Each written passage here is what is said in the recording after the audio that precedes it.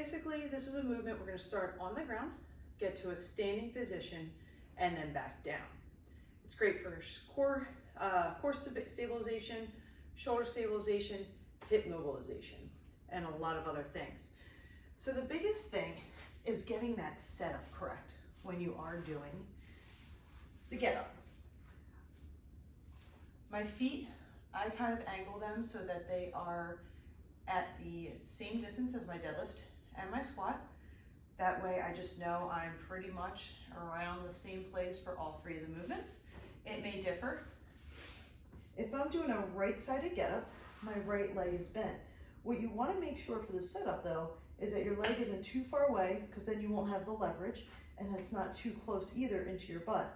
You want to find that perfect medium where you are able to leverage and get that glute engaged to help assist in the get up. You also want to make sure you can also turn your toes out a little bit as well. It may help some people. The left arm is about 45 degrees. It can be palms down or palms up. I'm okay with it even if you're with yourself making a fist as well. And then this right arm is packed, because this is eventually what's going to hold the weight. You're going to drive that shoulder down.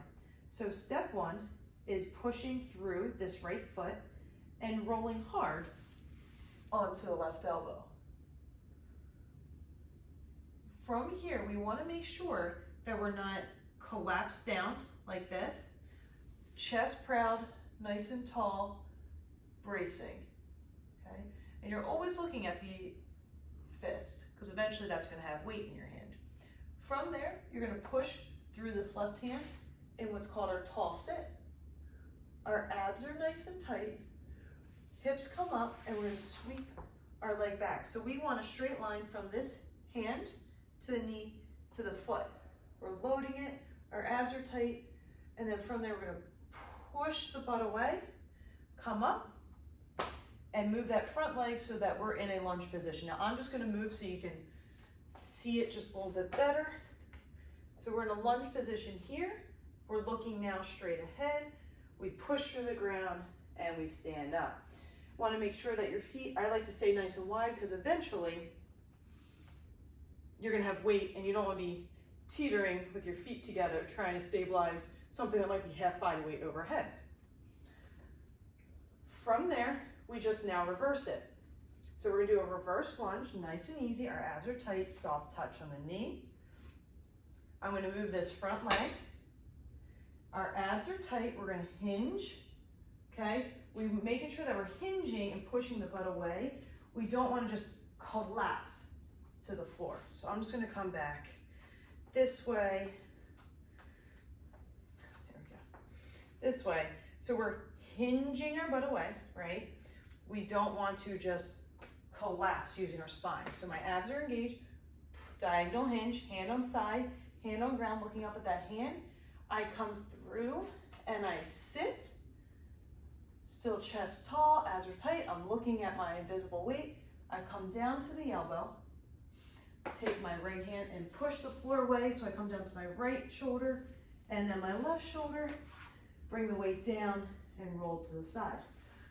There's a couple places that are often challenging, and that's that low sweep. So if this part going from here to here is challenging, let's break it up. You can just bend that knee in. All right, are we comfortable pushing strong through this left foot? Dragging it back to the hand. Sometimes that's a little easier to do.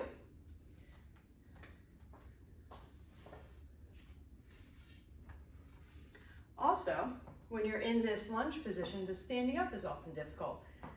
So if you have a belt, just bring it, and if you're not ready for a belt, that's okay too. Use this as an assistance. Just grab a broomstick, abs are tight, look straight ahead, make a fist, and push through the ground. And then you can use it to get back down. Oh, all right, we're done. Coming down into that. So a couple of things. You want to make sure that you practice a lot with body weight. Make sure you understand the movement first. From there, I'm going to grab it in a second, we're going to grab a shoe or a block to balance as well. So you want to make sure that at first initial process, that roll to the elbow, you're using your butt and your foot to roll onto that elbow.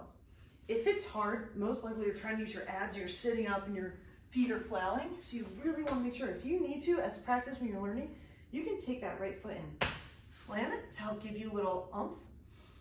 You can also use a heavy kettlebell and hold it in your other hand, which isn't going to work quite well because I have a light bell with me today. But if you're struggling, grab a bell that's really heavy, probably like a 28 or a 32, 40, and set up. And as you're going to roll, you're also pulling that bell in. Okay. That's going to help you get to that roll to the elbow. So when you do get to that roll to the elbow, remember, we're chest proud, abs are tight. This right shoulder is packed. I feel my armpit muscles engaged. I'm looking up at the bell. My left hand, I push into the ground to get that tall sit. Once again, I should just be nice and strong. I feel my lat engaged. I can easily just push up here, diagonal hinge. You want to make sure when you are coming up into that hinge position that you're not just trying to come up here using the spine. That over time is going to wreck your spine. So you want to make sure that all you're doing is diagonally hinging. We're using our butt, abs are tight, and pushing up. It's going to keep it safer. You're going to feel stronger as well. When you get into that half kneeling position, you want to also make sure that your foot's not too far out or too far in. If you're able to come here and lift up without falling over, chances are you're pretty good. You're going to stand up and you're ready to go. So there's definitely a lot to remember in those moves. So you want to make sure that you practice, make sure everything's feeling right, film yourself, and then, see if it looks like these instructional videos, and see what may or may not feel right, doesn't make sense, and just practice.